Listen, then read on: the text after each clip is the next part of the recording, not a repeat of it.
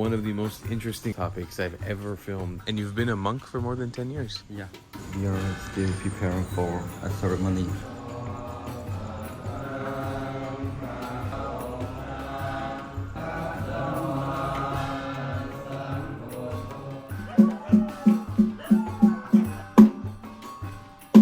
That's how everybody in the neighborhood knows that you guys are coming? We just go to the village only and come back. We will divide into groups. They are doing this completely entirely barefoot. And there's shards of glass and stuff. That's gotta be painful.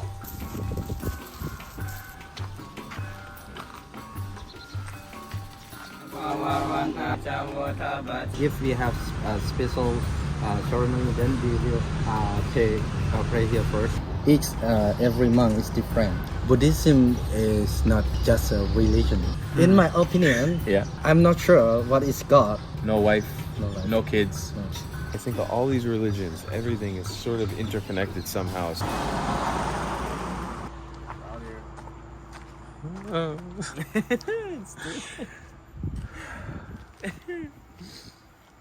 It's just shy of 3 in the morning right now, folks. We are at Wat Panaman, here in the capital of Laos, Vientiane. We are going to be bringing you one of the most interesting video topics I've ever filmed on this channel. We're getting some exclusive access right now as two outsiders who are not Buddhist or religious in any Buddhist sense whatsoever. We have connected with an amazing Buddhist monk, young guy, speaks really good English, who is going to be touring us around his temple, which you can't really see that well right now, but we're heading into those lights. And he's going to be explaining to us about Theravada Buddhism, which is a specific Buddhism that is practiced here in Laos.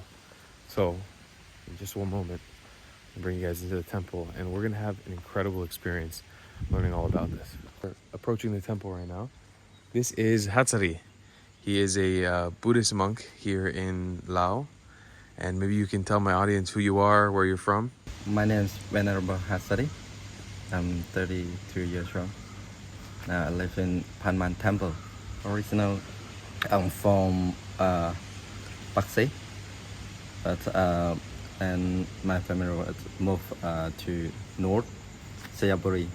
After ordination for 6 or 7 years, I moved to here, Vientiane, and stay here for more than 10 years. More than 10 years? Right. And you've been a monk for more than 10 years? Yeah. Wow. Long time. Yeah, it's a long time. So Hatsari is going to be walking us through his sort of morning routine. In Buddhism, there's basically a whole morning routine that the monks need to go through. So we are going to be sort of silently observing. You probably are going to have lots of questions during this process. You can see as we're approaching the inside of the temple now, he's going to kind of walk us through, and we're going to try to be as least invasive as possible throughout this process. And then when all of this is done, this whole morning routine, it's going to be a couple hours, we're going to sit down with him for a one-on-one interview and answer any of the burning questions you might have about what it's like to be a monk. We are still preparing for a ceremony here because tomorrow is Vesak Day.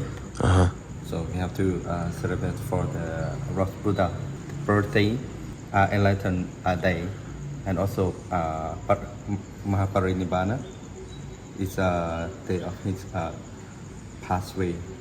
So it's complete like 3 days. It's exactly same day.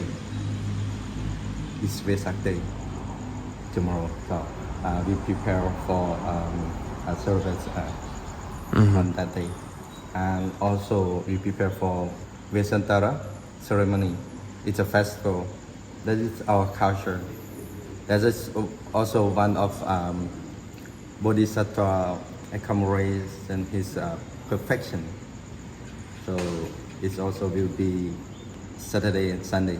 It's coming soon. Oh, so it's a big week this week. Right. Okay. That's why we prepare. Everyone here, like all the monks here, you guys all live in the temple together. Right. So you sleep here, you wake up here, you do your cleaning, whatever, washing everything here in the temple. Sure. Okay. And so when you say you're organizing, you guys literally are preparing everything for the holiday. Yeah. Oh, wow. Okay, so I'm really trying to take the least invasive steps possible in this video. Again, we're gonna have to be accidentally crossing some cultural boundaries and religious boundaries by just the nature of this video. He's bringing us into a world that we're technically not really supposed to be a part of right now because we're not religious Buddhists, but they are beginning some sort of prayer ceremony now that lasts about an hour, which is an actual prayer from a book. And after this, should begin a meditation that lasts for a while as well. So we're going to be just silently observing from here, doing our own sort of meditation and watching how they do this.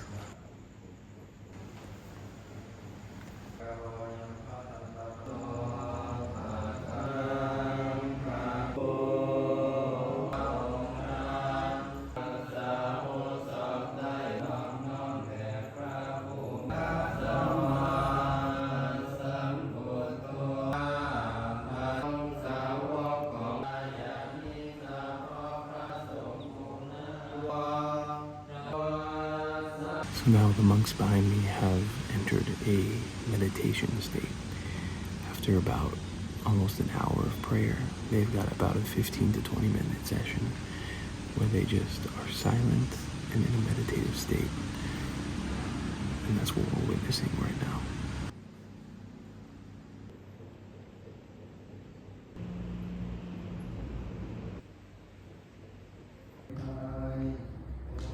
During this time, because it's already done, so we have to prepare for Bidapata. Okay. So can you explain maybe what the Vitapata is so people know? Bidapata. Yeah. Bidapata means correcting alms to collect food for eat. Actually, it's a routine for the monk, daily life. Since the Buddha time, the lost Buddha, he also going out. Actually, the purpose for helping people want to do merit. So they just wait in front of their house or just come side of the road waiting for monk. Monk just go and correct offering from them, and then we just peace for them. And the duty of the monk is to bring the offering to the temple. Yeah. Okay. Then we prepare as a table. A table. Yeah. Then we just eat together. Okay. I'm excited to see that. For many of you guys who don't know, in Laos, it's been labeled one of the top tourist attractions, quote unquote. In a town called Luang Prabang, a lot of people will go there and watch the monks in the town, go and do the offerings. And it's become a very touristy thing. We didn't actually do it when we were there in Luang Prabang, but we've opted to wait until we were in touch with the monk to actually see how this works. So I'm super excited to see it because it's something that, if you think about it in a stupid American way, it's kind of like a drive-through blessing. Like you are having the monks doing you a service by expediting your process if you're busy, if you have a lot to do that day, by collecting your blessings, collecting the offerings that you want to do and bringing it to the temple for you rather than you having to come and take time out of your day to do it. They're doing you like a service by doing it yourself. So you guys are going to be ringing a bell. Yeah. That's how everybody in the neighborhood knows that you guys are coming? Everyone will gatherings over there. And then we go together. You go together. Okay, cool. Sometimes it's not like it's mixed. It's mixed, not a real Buddhist also. Because during the past time, as you know, Laos country is not Buddhist. They believe like a spirit also. Then during the King Phangom, he conquered and he started bring Buddhism. He brought Buddhism from Khmer, Cambodia, to Laos, and then at that time, Buddhism was established in Laos, and people start to know Buddhism.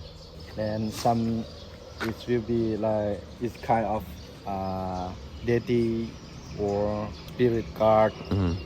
Like that's a small hut. That's also, it's like a guard of this place, something like that. This one here. That small hut. The small hut. Okay. Yeah. In front also have that one.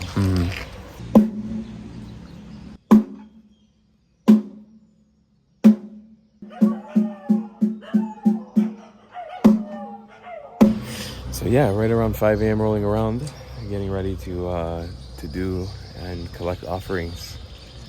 Yeah, it was quite intense. Huh?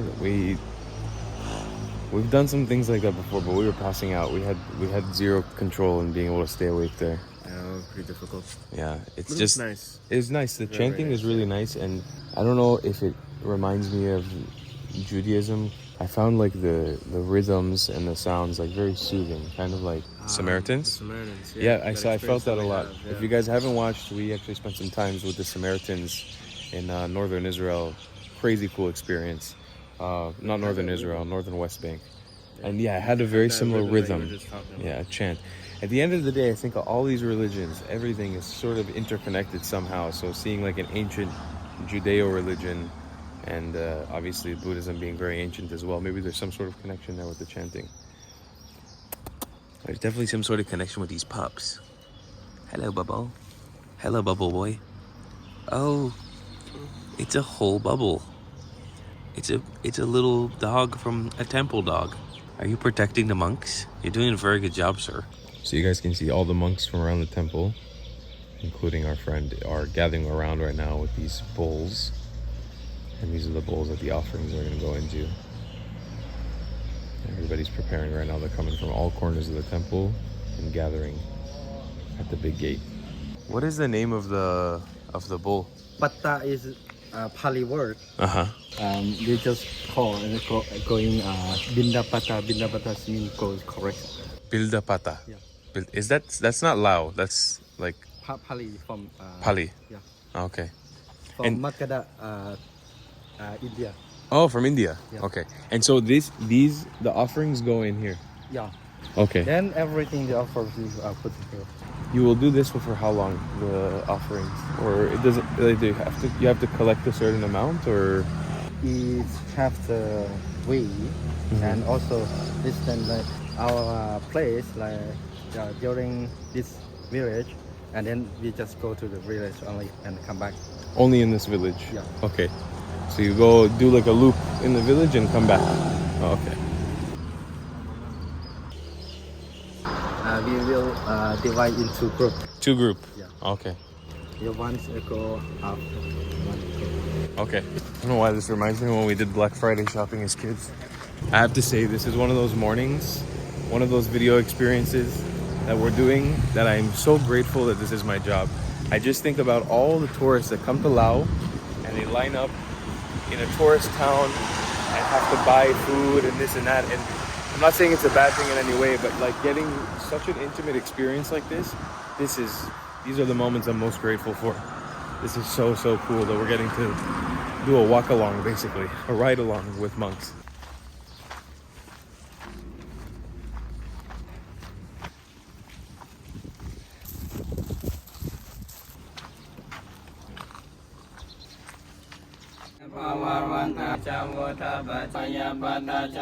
I was always curious because I knew that this happens. I was wondering if the monks actually have any thank yous or any talks with the people or anything. But it seems like there's no exchange other than the blessing that they give at the end.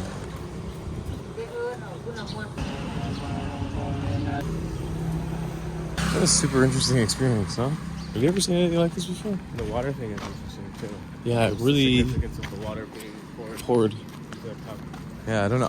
I know that in Buddhism, there's a big focus on. I think it's called perfume water or fragrant water. It has essence of like herbs and stuff in it. But yeah, this is such a cool experience. It's 5 a.m. Rolling through the streets of a random neighborhood outside of Vientiane here, with a bunch of monks squatted up, like straight up squatted up. I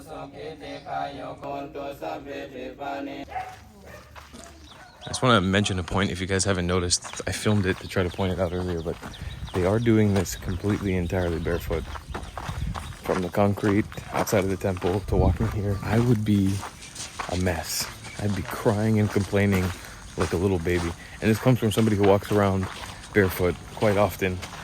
But doing this for prolonged periods of time, and there's shards of glass and stuff, that's gotta be painful. Probably have a callus on the bottom of their feet from doing it so many times. It doesn't hurt them as much as it would hurt like someone just starting out. Right. I think about it immediately. I think about the people who just started out, like the people who are their first week being a monk or first 2 weeks being a monk, and they got to do this every morning. That's got to be painful. It's got to be really painful. There's a jovial spirit here. It kind of feels like after Halloween, if you go trick-or-treating and you come back home with all the goods and treats that you have, but definitely more like responsible, and it definitely felt like there was a big community aspect here. Like, it looks like you guys have personal relationships with a lot of those people. Like, they smile at you, they're happy to see you. I'm sure every morning you see them, so it's like, it seems like they're very excited to see them. It's cool. You know, again, it's all about, they're offering some sort of service, a spiritual service to the people in the neighborhood who otherwise would have to travel to come and do this good deed. All right, here it goes. Cleanup time. So the second group has arrived back now. I'm going to secure the offerings in a secure place. I do have to say also, I really love this aspect of, okay, we've just gone around the neighborhood collecting offerings, things that we're going to eat, and also like a spiritual offering. But instead, and before we begin eating, let's serve a higher purpose by cleaning up the temple. So like the place where we live in, the place that we're the caretakers of, the guardians of, let's first clean the area up before we get to enjoy. So everything is about putting something above you, before you, instead of serving just your purpose. And these guys are probably hungry. I mean, they've been up before we arrived here, probably around 3 a.m. I don't know when they're going to sleep. I don't know when they're waking up. And they're not eating very often throughout the day. I think they only have 2 meals a day, or 1 meal a day. So there's a really nice lady here who it looks like she's preparing the offerings for the monks, for all the food. So she's preparing them, I think, all the offerings that were here earlier into different plates. You've got, it looks like pork and lettuce and cabbage and dried fish. So all the monks can have their breakfast. And it's amazing. Some of the people in the neighborhood are actually giving a complete pot full of food. You can see there's some jackfruit in there too. I really wonder too how it works. Like if there's some sort of unwritten rule with the people of the neighborhood, who some people are making more of like the curry / protein type stuff, and there's other people who are making the sticky rice, and other people who are making the noodles. I wonder if there's like some unwritten rule about this stuff, or it's just at random, and some days they only get a lot of rice, or some days they only get a lot of food. There you go, you got some beautiful jackfruit. That smells delicious. So they just volunteer, they help. Devotee. So they're preparing now all the food for you guys to eat? Yeah. Okay. And where will you eat the food? Oh, over there? Yeah. Okay. So you can see Auntie is putting in more offerings now. Inside these bowls you have rice and money. And crackers and more sticky rice that's coming out of these beautiful woven baskets. So hitting of the gong basically sermons everybody to come over here, and yeah, they're gonna start eating their food. They're gonna start doing their sort of offering ceremony.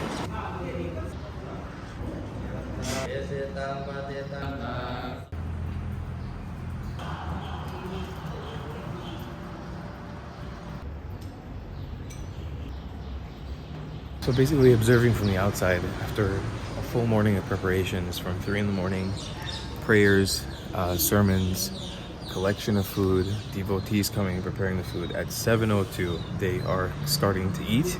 Very simply, very basic food, some sticky rice, and dipping it in all kinds of different sauces and curries. I don't know the Lao version of it, but it's called ulam in the Philippines. And it's just basically like a bowl of either like a fish soup or a beef soup or a dumpling or something. Just take the sticky rice and dip it in. I'm sure that this practice will probably vary from culture to culture in different countries, probably different foods that they're consuming, but very cool nonetheless to see it happening here in Laos.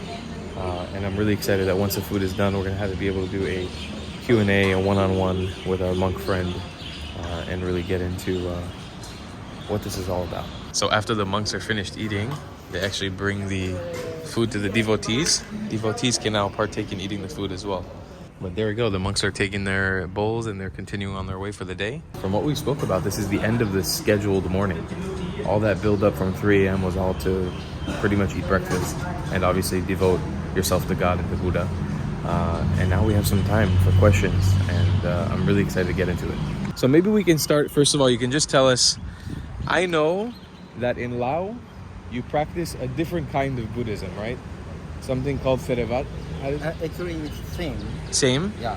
We call Theravada. Theravada Buddhism. And what is different about Theravada from other Buddhism? Or is there no difference? It's different from Mahayana and Vajrayana. It's right. Vajrayana like guys of Tibetan. Tibetan. Yeah. And Lao is more, Theravada is more Cambodian or? Now we still have 5 Theravada Buddhism Uh-huh. country. Uh-huh. Laos, Thai, Cambodia, Mm-hmm. Myanmar, and Sri Lanka. And Sri Lanka. I used to live in Sri Lanka. I lived there for like 6 months. You visited there before? Have you ever been out of the country, out of Laos? Yeah. Yeah? Where you go? Where you visit? Myanmar. Myanmar? Yeah. Okay. Just only Myanmar. Or like India you've been? No. Ah. Not yet. Not yet, but going one day. Yeah. I have questions about the setup of a Buddhist temple. So when we come into the Buddhist temple, Yeah. there are so many different like stations. Like there's one building and then a shrine with Buddha and I think maybe giraffe. It's a giraffe. This building, maybe you can explain to us what each building is because I Okay. always very confused when I enter the temple. This building is the chanting hall. Chanting hall. No, chai. Chaya. Yeah, chai hall. This chanting hall like a chai Buddha. This is just shrine. Yeah, chai. And do you come here? You do a blessing here or a prayer?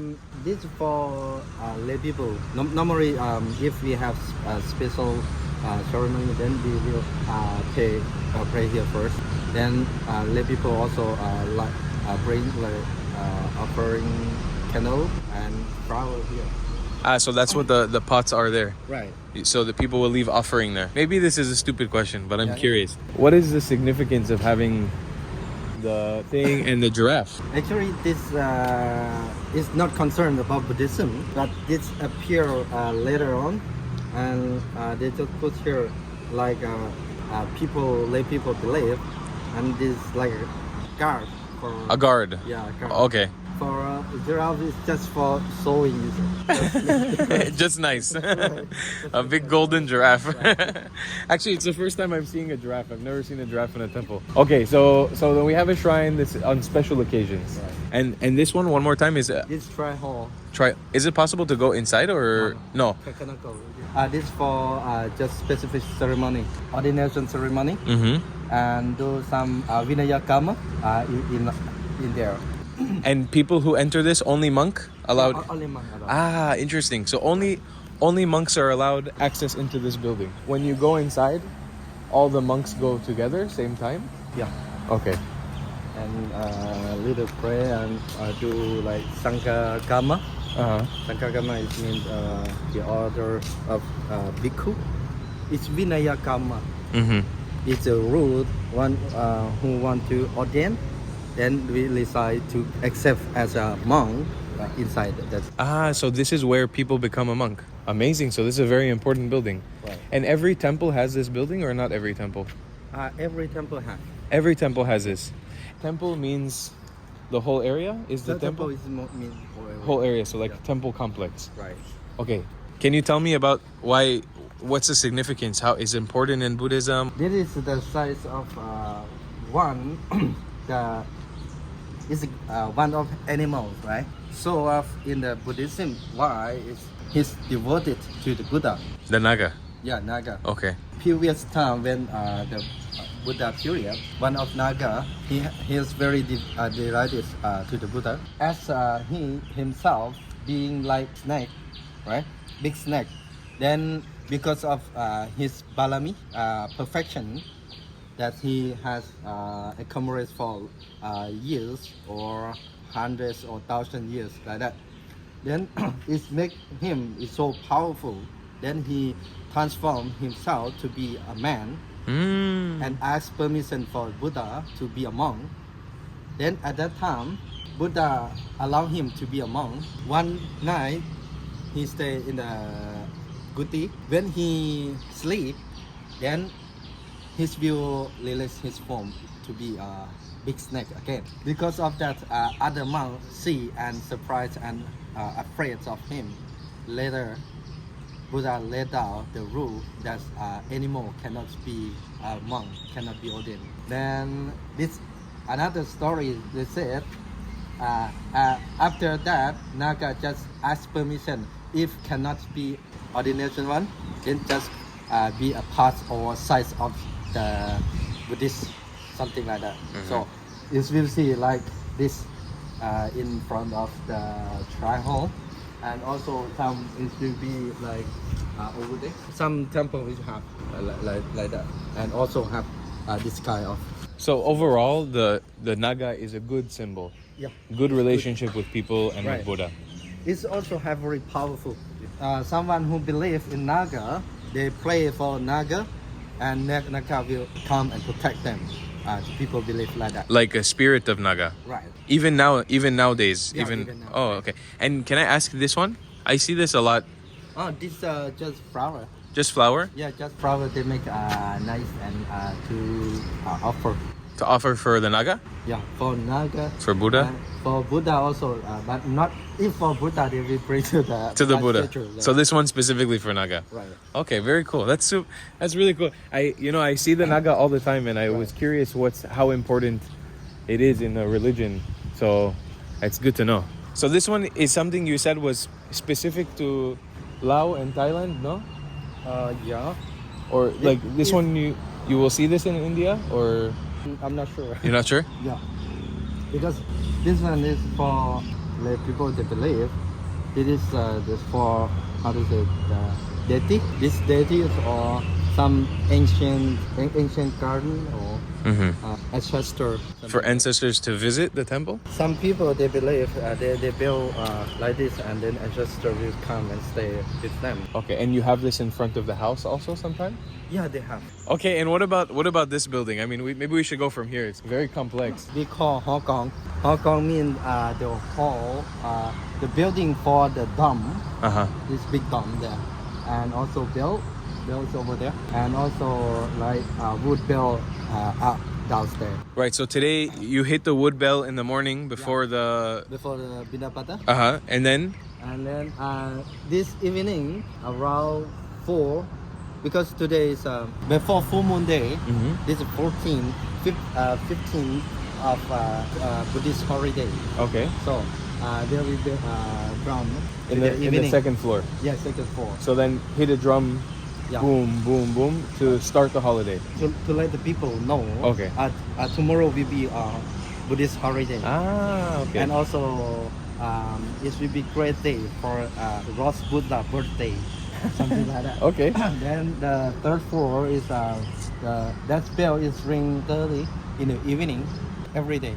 And then after ring that bell, and then for 15 minutes or 20 minutes, and all monks will gathering in the hall in the Dana Sala. That is for chanting together. For chanting. Okay.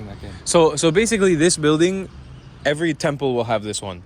It's like the bell building. So this is how you communicate with the community and with the other monks. Right. So you hit the bells and you know this is the morning time, this is the evening time.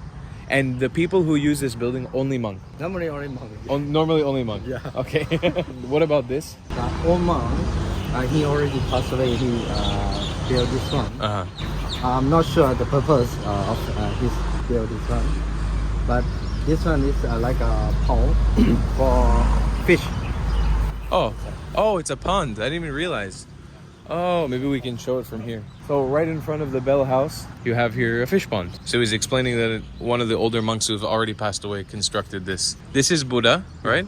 And then below Buddha is more Buddha?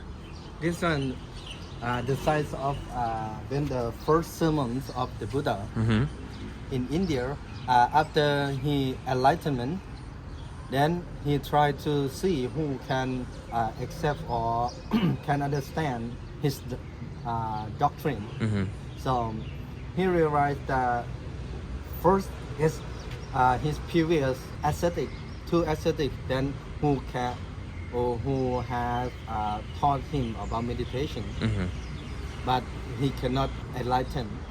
So after he practiced himself and he found the way of liberation. So after he got enlightenment, then he went to in India, right? Okay. Right now, he first sermon he calls they call Panchavakhiya.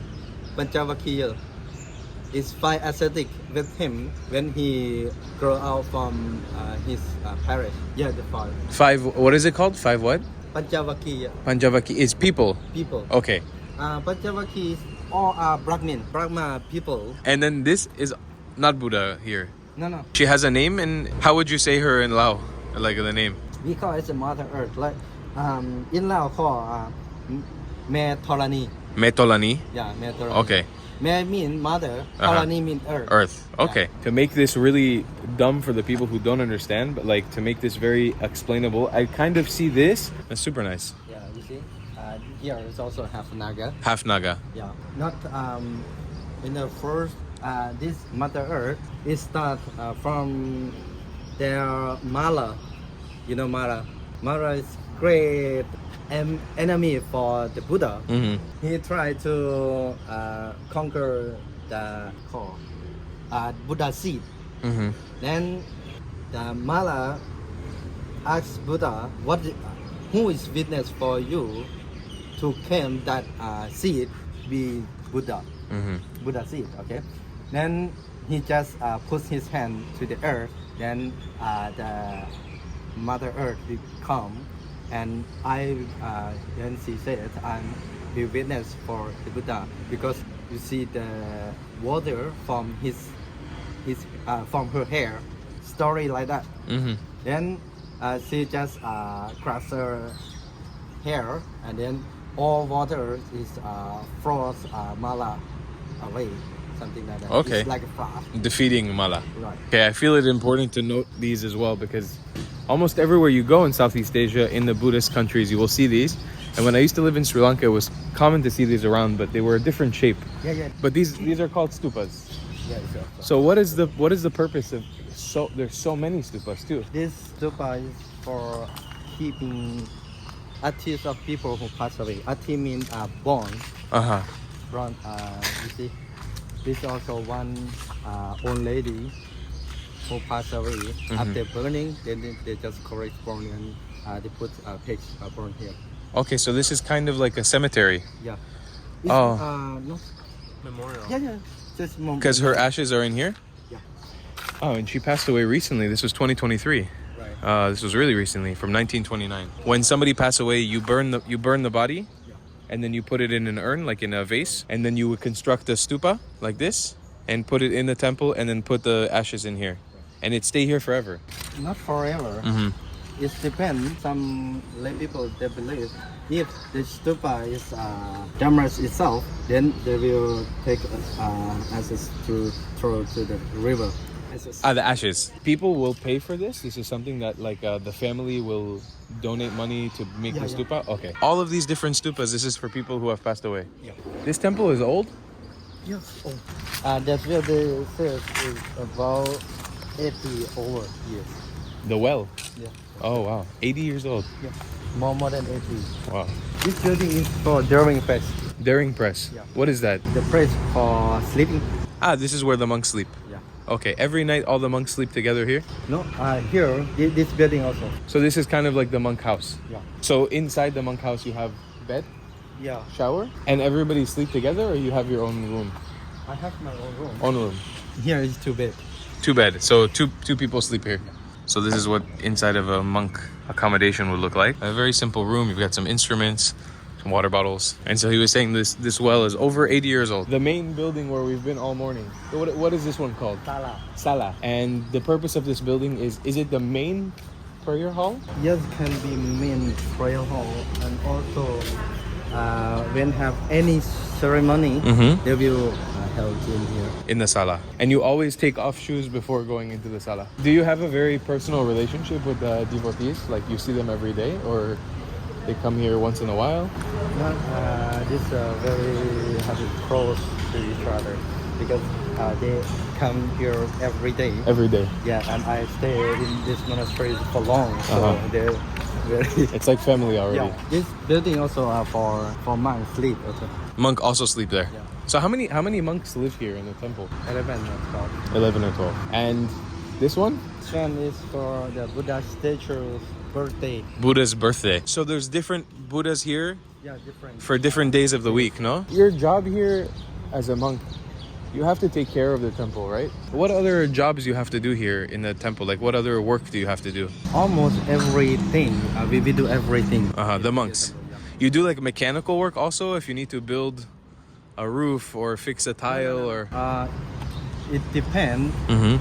Some temple they may have, but in my temple it's not. I want to know first of all, what does being a monk mean to you? What is the meaning behind this lifestyle?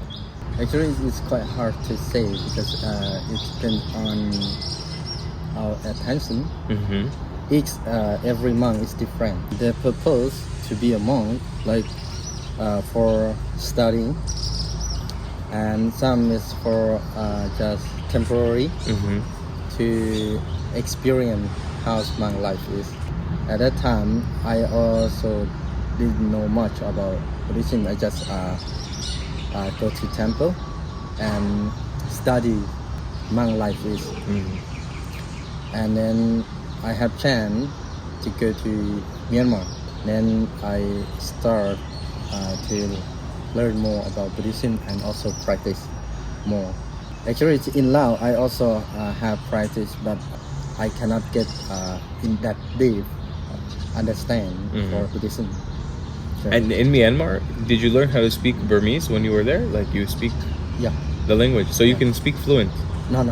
Okay, but you can communicate. Right, Okay, just a little bit. just a little bit. Yes. I'm curious also. I know that being a monk, there are restrictions on your life, what you can do and what you can't do. Right. Things that you can do and things that you can't do. Maybe you can tell me some of the more intense things that you can't do. Like what do you have to abstain from doing when you're a monk? To keep our mind not distract with other objects. So we just try to focus on how to say present time. Present time. Right. Monk, there are many rules, right, and many things that I can do, and also I cannot do at the same time. Like eating, even eating food, what people bring to us to offer. If we know what is that fish or any animal that monk can eatable, but if people say that this I killed for you, that is also cannot eat. Cannot eat. Cannot eat. Oh. Then even we know, we just suspect that they do for us, then we also Cannot eat. cannot eat. So only if she already have a chicken or somebody already have a chicken and they offer to you, it's okay. Yeah, if they say nothing, it's okay. They just offer, then we just consider that as a food, not a chicken, not anything, right? If we know, then we cannot. Wow. Are you restricted on how much food you can eat per day? You only eat one time a day, or? Actually, it's not the same. It's different temple, it's different practice, right? Normally, we allow to eat 2 times a day. 2 times a day. Right. Okay. Like morning time and noon time, right? If over 12, cannot eat. 12 p.m. Yeah, 12 p.m. Wow. After that, no more eating. No more eating. Until the next morning. Right. You cannot be married, right? No. Yeah, cannot. No wife. No wife. No kids. No. No relationships with women Yeah. allowed. Can you drink alcohol? No. No alcohol. No alcohol. Can you smoke cigarette? No. No smoke cigarette. Yes, no. Can you listen to music? Actually, no. No. Cannot. Cannot listen to music. Cannot. If attention to listen, that is often. If you're intending to listen. Right. If you hear the music, okay. Because the world has music. Yeah. Okay. If somebody like they listen, they put very loud noise, then it's okay. Yeah, it's not your fault. Yeah. Okay. But like watching video for YouTube or TV, also no. We can also devise mixed video. Some video we cannot watch, right? Yeah, like the bad video. Right. Okay. Can monk serve in the army? No. No. Monk is not allowed to kill anyone. Yes. Okay. What do you believe in Buddhism? Buddhism is not just a religion. We can call many names for the Buddhism. Like Buddhist philosophy is also can call. Psychology is also. It depends on people who name how is Buddha taught is. In my opinion, Buddhism, like teachings of the Buddha, it's a doctrine. It's not a religion. Not a religion. Yeah, not a religion. Okay. So if somebody asks you a question like, what is your religion? I don't have religion. I'm a Buddhist, but it's because it's my way of life. Yeah. Commonly said as a Buddhist people, as religion, we will say it's a Buddhism because it's very common for the Lao people or Thai or other countries that Theravada Buddhism. Theravada Buddhism. Yeah. Buddhism is not mean just a religion. That's why you can say if you are Christian, then you practice Buddhism. Buddhism is can also whoever can practice. The way of practice is the main thing is practice to purify our mind. In the Buddha said is not to do bad thing, do good thing and purify your mind to be pure, and try to be loving kindness for others people. And is the goal with purifying your mind, is the goal eventually to reach enlightenment, or not possible for people to reach enlightenment? Only Buddha can do that. No. Whoever practice to purify his mind, then can also be enlightened. So the goal is to get enlightenment eventually. Right. But this is a process that takes many, many years, no? Right. Okay. And through meditation and prayer, Right. that's how you get there. When you become a monk, like you became a monk at a very young age, 12, and now you said you're 32. Yeah. Do you see yourself staying a monk for the rest of your life? You think this is my way of life, or you have the option maybe to unmonk and then become a monk again? That's also hard question for me because I have not yet decided. I will or will not stay the rest of life being a monk. I just stay like this, and we cannot say it because everything is impermanent. So it can change. It anytime. can change. Yeah, It's possible. right. It can change anytime. So one day, if I say, I will be a monk for the rest of my life, then one day, I see. Last time I said this is monk. You can unmonk. Yeah, now it's I'm monk. That's interesting. Right. That's really, really interesting. That's why I cannot say whether I will stay for long. Rest of my life. But you enjoy this lifestyle. Yeah. This gives you joy. This gives you Right. a purpose. When you're doing a prayer or a chanting, it's not prayer, it's chanting, right? Yeah, You when you're doing the chanting, do you visualize Buddha? Or do you visualize the universe? Do you visualize God, a creator? What do you think about when you're doing the chanting? Doing the chanting is about Buddha and what he's have done, his experience, which he left for us to learn about his life, and also we can take that as example for our practice. Okay. Right. And that's what you think about when you're doing the chanting. The chants are the lessons that Buddha left. Right.